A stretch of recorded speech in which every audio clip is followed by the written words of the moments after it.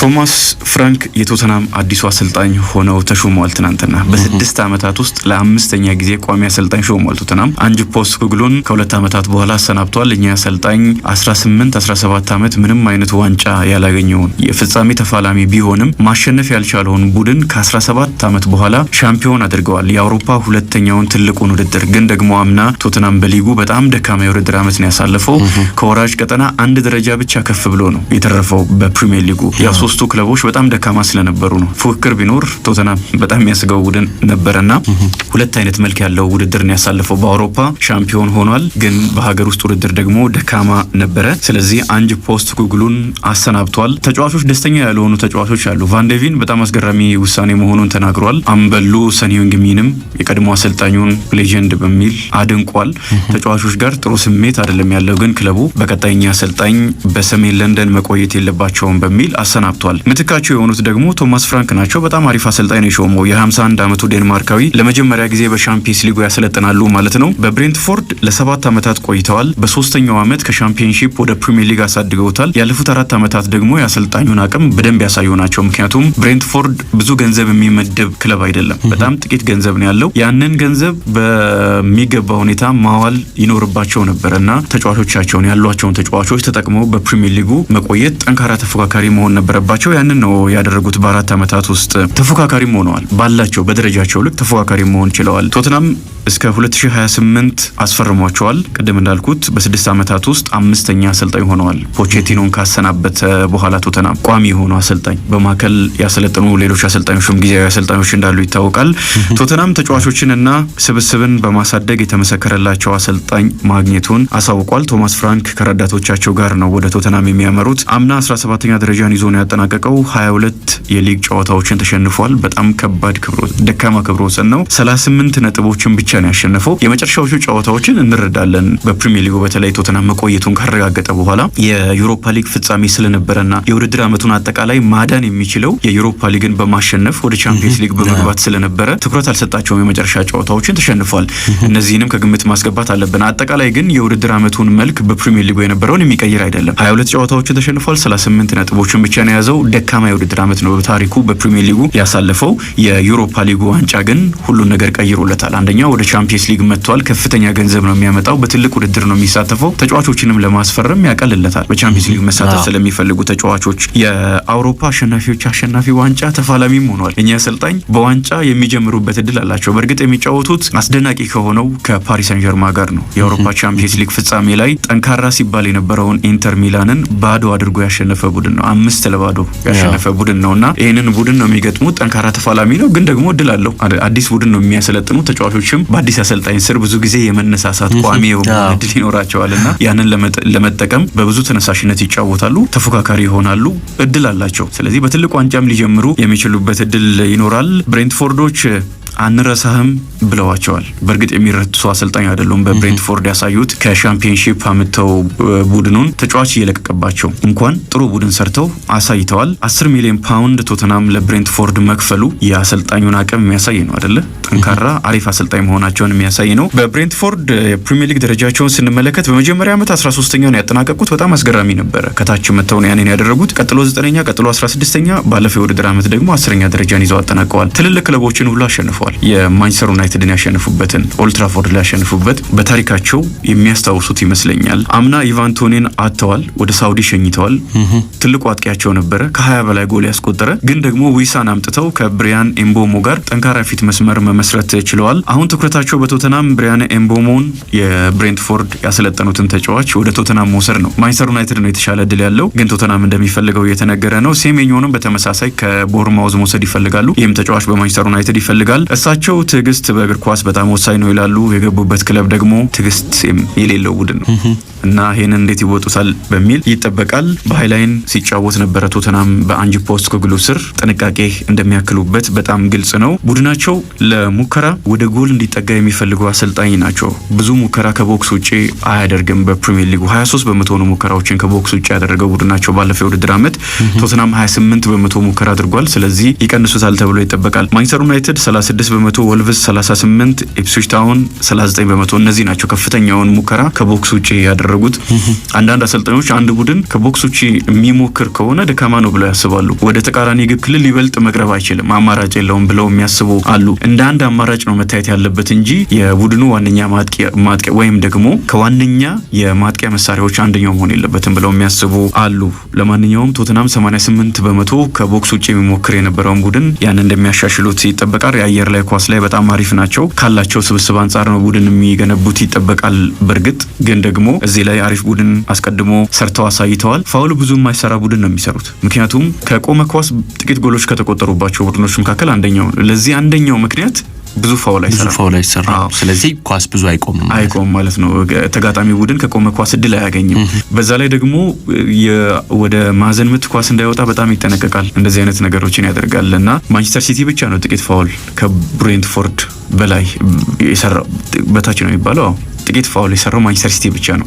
ከዛ በኋላ የሚመጣው ብሬንትፎርድ ነው። ስለዚህ በቶተናምም እንደዚህ አይነት ቡድን ሊገነቡ የሚችሉበት እድል ይኖራል። ከአንድ ተጫዋች ኮከብ ይዞ በዛ ላይ ቡድን ከመገንባት ይልቅ እንደ ቡድን መጫወትንም የሚመርጡ ናቸው። ለዚህም ነው ቶተናም ግለሰብንም ማሳደግ የሚችሉ ስብስብንም ማሳደግ የሚችሉ አሰልጣኝ ናቸው ብሎ የገለጻቸው። በጣም አሪፉ ነገራቸው ከደጋፊ ጋር ጥሩ የሆነ ግንኙነት መመስረት ይችላሉ። አንድ ደግሞ የ24 ሰዓት ህግ የሚባል አላቸው። ቡድናቸው ካሸነፈ በኋላ በ24 ሰዓት ውስጥ ተጫዋቾች ከዛ ስሜት መውጣት አለ። ከተሸነፈም በ24 ሰዓት ውስጥ ከዛ ስሜት መውጣት አለባቸው። ለቀጣይ ጨዋታ ዝግጁ መሆን አለባቸውና አሪፍ ይመስለኛል። ወደ ቪክተር ጊዮኬሬሽ ጉዳይ እናምራ። አርሰናል ትናንትና ለስፖርቲንግ ሊዝበን ጥያቄ አቅርቧል። የመጀመሪያ ጥያቄ 46.8 ሚሊዮን ፓውንድ መነሻ 55.3 ሚሊዮን ፓውንድ መዳረሻ ገንዘብ ነው ያቀረበው ብሏል ስካይ ስፖርት። እንደ ስታንዳርድ መረጃ ከሆነ ደግሞ ስታንዳርድ ነው ይሄን መረጃ ያቀረበው። ስካይ ስፖርት ደግሞ 51 ሚሊዮን ፓውንድ ነው ያቀረበው የሚል መረጃ ይዞ ወጥቷል። ከትናንት በስቲያ የስፖርቲንግ ፕሬዚዳንት ቫራንዳስ 59 ሚሊዮን ፓውንድ እንኳን የተረጋገጠ እንዳልሆነ ተናግረዋል። መልቀቂያ ሂሳቡ ወይም ውል ማፍረሻውን 100 ሚሊዮን ዩሮ አንጠይቅም፣ ወደ 82 ሚሊዮን ፓውንድ አካባቢ ማለት ነው፣ እስከ 85 ሚሊዮን ፓውንድ አካባቢ ያንን አንጠይቅም፣ ግን ደግሞ 59 ሚሊዮን ፓውንድ ነው ብለን ቃልም አልገባን፣ ድርድር ነው የሚደረገው ብለዋል። ስለዚህ ከ59 ሚሊዮን ፓውንድ በላይ ራሱ እንደሚፈልጉ ይጠበቃል።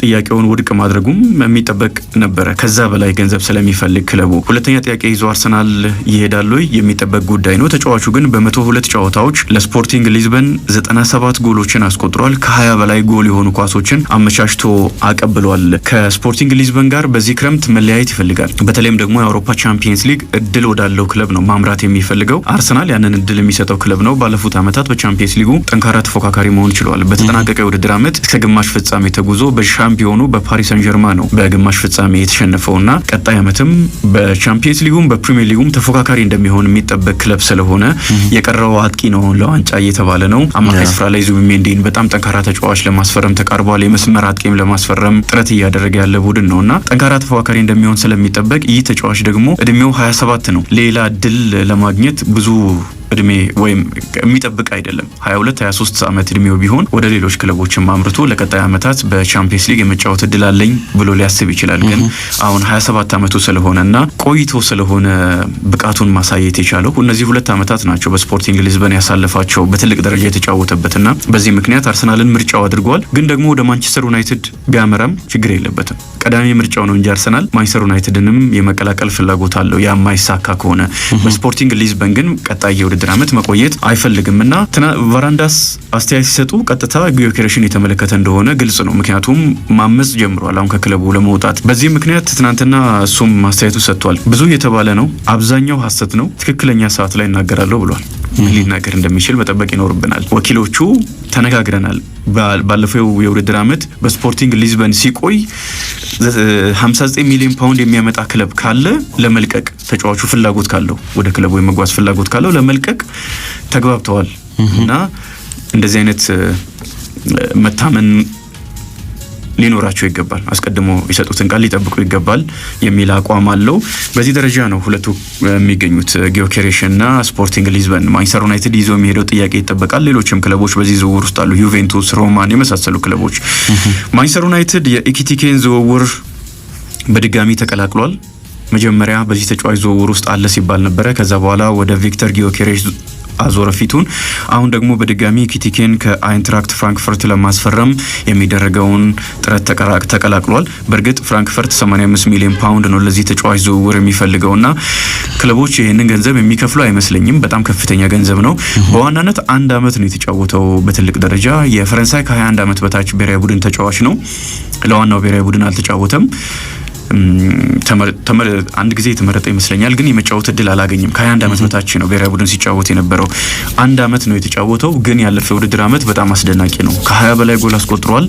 ለ20 ወይ 19 ጎል የሆነ ኳስ አመቻችቶ ማቀበል ችሏልና በዚህ ምክንያት ክለቦች እየፈለጉት ነው። ቶተናም ፈላጊው ነው።